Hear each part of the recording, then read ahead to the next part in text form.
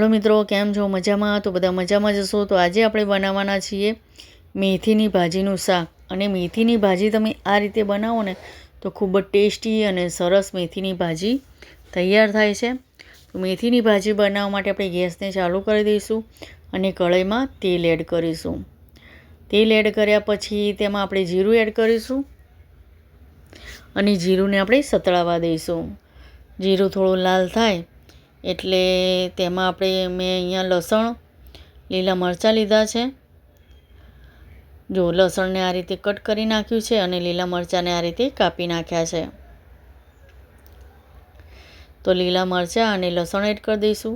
તમારે જો વાટીને એડ કરવું હોય લસણ તો તમે વાટીને પણ એડ કરી શકો છો.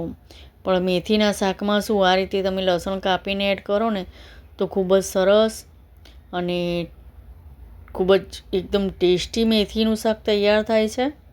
તો અહીંયા જો મેથીને મેં સમારી અને સરસ ચોખ્ખા પાણીથી ધોઈ નાખી હતી. તો આપણે વઘારમાં મેથીને એડ કરી દઈશું. અત્યારે શિયાળામાં તો મેથી ખૂબ જ આવે છે અને અત્યારે તો મેથી ખાઓ ને તમે તો ખૂબ જ આપણા શરીર માટે હેલ્ધી રહે છે.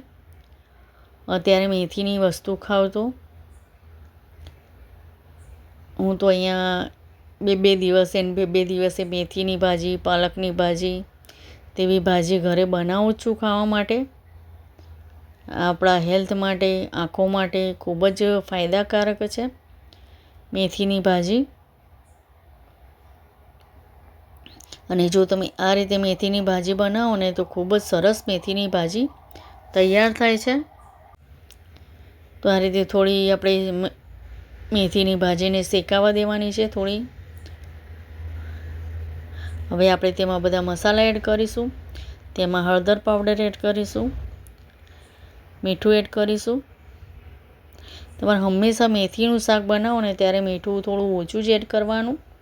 કેમ કે જો વધારે પડતું તમે મીઠું એડ કરશો ને તો ભાજી એકદમ ખારી થઈ જશે. એટલે આમાં જ્યારે પણ મીઠાનું પ્રમાણ રાખો ને ત્યારે મેથીમાં તો ઓછું જ એડ કરવાનું મીઠું, નકર ભાજી તમારી ખારી થઈ જશે. તે માટે થોડું મીઠું ઓછું જ અંદર એડ કરવાનું. તો હવે તેમાં લાલ મરચું પાવડર અને ધાણા જીરું પાવડર એડ કરીશું. કેમ કે મેથીની ભાજી બનાવીએ છીએ ને તેમાં મીઠાનું ખૂબ જ ધ્યાન રાખવું પડે છે. કેમ કે મીઠું અંદર વધારે પડી જ જાય છે. કેમ કે આપણે સમારીએ છીએ ત્યારે ભાજી વધારે લાગે છે અને જ્યારે આપણે ભાજીનું શાક બનાવીએ ને મેથીની ભાજી કે પાલકની જે પણ ભાજી બનાવીએ તે એકદમ પછી આ રીતે ઓછી થઈ જાય છે. જો તમે જોઈ શકો છો. એટલે જ્યારે પણ તમે ભાજીનું શાક બનાવો ને ત્યારે મીઠાનું પ્રમાણ ઓછું જ રાખજો. મીઠું અંદર ઓછું જ એડ કરજો જેથી ભાજી તમારી ખારી ના થઈ જાય ભાજીનું શાક અને એકદમ સારું બને. તે માટે મેં અહીંયા લાલ મરચાં એડ કર્યા છે. તમારે જો એકલા લીલા મરચાંમાં મેથીની ભાજી બનાવવી હોય તો તમે એકલા લીલા મરચાંમાં પણ બનાવી શકશો. આમાં તમારે એટલું ખાસ ધ્યાન રાખવાનું કે તમારે આમાં ગરમ મસાલાનો ઉપયોગ નથી કરવાનો. જો ગરમ મસાલાનો તમે ઉપયોગ કરશો ને તો મેથીની ભાજીનો ટેસ્ટ સારો નહીં આવે. તે માટે મેથીની ભાજીમાં ગરમ મસાલો એડ કદી નહીં કરવાનો. ગરમ મસાલાથી ટેસ્ટ બગડી જાય છે મેથીની ભાજીનો. તે માટે આપણે અહીંયા ધાણા જીરું પાવડર, મરચું પાવડર, હળદર પાવડર અને મીઠું જ એડ કરવાનું છે અંદર. તેનાથી ખૂબ જ સરસ ટેસ્ટ આવે છે. હવે આપણે તેમાં ટામેટાં એડ કરી દઈશું અને આને ઢાંકી દઈશું. હવે આને ત્યાં સુધી ચડવા દેવાનું છે ને કે જ્યાં સુધી આનું બધું જ પાણી ના બળી જાય ત્યાં સુધી આપણે મેથીને ચડવા દઈશું. જ્યારે મેથીનું બધું જ પાણી બળી જશે અને મેથી નીચેથી ચોંટવા લાગશે ત્યારે આપણી મેથી એકદમ કમ્પ્લીટ થઈ ગઈ હશે. ત્યારે કમ્પ્લીટ આપણું શાક ચડી ગયું હશે. તે માટે જો આ રીતે તમને એવું લાગે કે મેથી ચડી ગઈ છે અને અંદર પાણી છે તો પાણીને આ રીતે આપણે એકદમ બાળી દેવાનું છે અને એકદમ મેથી જ્યાં સુધી તપેલાના તળિયે ના ચોંટે ત્યાં સુધી આ રીતે તેને મિક્સ કરતું જ રહેવાનું છે. પાણી મેથીનું એકદમ બળી જવું જોઈએ. જો પાણી બળી જશે ને તો જ મેથીનું શાકનો ટેસ્ટ આવશે અને શાક એકદમ સરસ તૈયાર થશે. તે માટે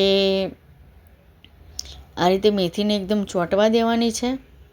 મારે અહીંયા થોડું બધાને રસાદાર શાક જોઈએ છે, એકદમ કોરું કોઈ ખાતું નથી. તે માટે મેં અહીંયા થોડું મેથીના શાકમાં તેલ વધારે એડ કર્યું છે, જેથી થોડું રસાદાર શાક તૈયાર થાય. પણ તમે થોડું મેથીનું શાક બનાવો એકદમ કોરું, તમારે એકદમ ખાવું હોય તો તમે તેલ થોડું ઓછું એડ કરજો, જેથી તમને એકદમ મેથીનું એકદમ કોરું શાક તૈયાર થશે. ને અહીંયા થોડું રસાદાર રાખ્યું છે, કેમ કે બધાને કોરું શાક ભાવતું નથી, એટલે હું અહીંયા થોડું રસાદાર બનાવું છું. તમારે જો એકદમ કોરું ખાવું હોય તો તમે ઓછું તેલ એડ કરીને તમે આ ભાજીને બનાવી શકો છો મેથીની. તો આ રીતે જો બધું જ પાણી આપણે બાળી દેવાનું છે. મેથી તપેલાના તળિયે ચોંટે ત્યાં સુધી આને આપણે મિક્સ કરતું રહેવાનું છે. તો જ મેથીનો ટેસ્ટ એકદમ સરસ આવશે શાકનો. અને આ રીતે તમે શાક બનાવો ને મેથીનું ખૂબ સરસ બને છે. જો તમને વિડીયો સારો લાગે તો મારી રિક્વેસ્ટ છે કે મારી ચેનલને સબસ્ક્રાઈબ જરૂરથી કરજો અને લાઈક પણ જરૂરથી કરજો. તમે જોઈ શકો છો મેં બધું પાણી બાળી નાખ્યું છે. આ રીતે આપણે બધું જ પાણી બાળી નાખવાનું છે, તમે જોઈ શકો છો.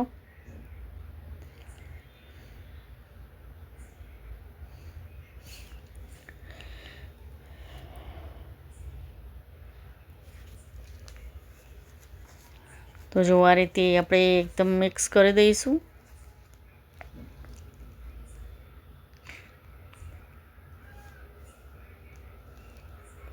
બધાને મારા તરફથી જય મા લક્ષ્મી અને જય શ્રી કૃષ્ણ. જો તમને વિડીયો સારો લાગે તો સબસ્ક્રાઈબ કરજો, ના સારો લાગે તો તમે ડિસલાઈક પણ કરી શકો છો, અને સારો લાગે તો મારી યુટ્યુબ ચેનલને સબસ્ક્રાઈબ અને લાઈક તો જરૂરથી કરજો મારા વિડીયોને. જો અહીંયા મેથીની ભાજી અહીંયા તૈયાર છે. આ રીતે તમે બનાવશો તો ખૂબ જ ટેસ્ટી અને સરસ ભાજી તૈયાર થાય છે, તમે જોઈ શકશો. અને મારી બીજી પણ રેસીપી તમે જોજો, ખૂબ જ સરસ રેસીપી બનાવેલી છે. તો બધાને મારા તરફથી જય મા લક્ષ્મી અને જય શ્રી કૃષ્ણ. તૈયાર છે આપણું મેથીની ભાજીનું શાક. તમે જોઈ શકો છો, લાગે છે બી સરસ અને બન્યું હતું પણ એકદમ ટેસ્ટી.